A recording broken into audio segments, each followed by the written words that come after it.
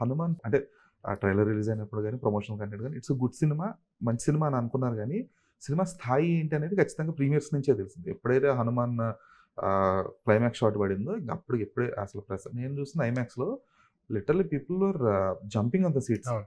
అసలందరూ ఇట్లా చేతులెత్తి దండాలు పెట్టేస్తున్నారు. అసలు ఎగరేస్తున్నారు. సో, ఆ స్పెసిఫిక్ కైండ్ అంటే మీరు ఆల్రెడీ అప్పటికే ఒక 10, 15 సార్లు సినిమా చూసుకొనుంటారు. రకరకాల కరెక్షన్స్ అవి చేసుంటారు కదా!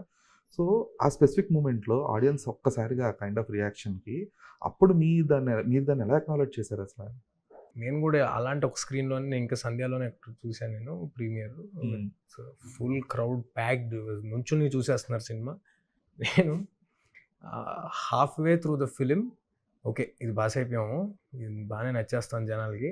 ఇప్పుడేంటి 'మిరాయి వన్ లైన్ ఆర్డర్' ఏంటి అని డిస్కనెక్ట్ అయ్యాను నేను. I swear this happened. Okay. నేను డిస్కనెక్ట్ అయ్యి కాసేపు దాంట్లోకి ఆచిచ్చి let me enjoy this moment అనుకున్నా. మళ్ళీ ఆ లాస్ట్ షాట్ అవ్వగానే ఓకే. అయిపోయింది. This is it. మనం అనుకుంది అచీవ్ అయిపోయింది. Now how do we take it to more audience? ఇప్పుడు ఏం చేయాలి? నెక్స్ట్ ఏం చేయాలి? దాంట్లో పడిపోయాను. I couldn't enjoy the moment. Okay.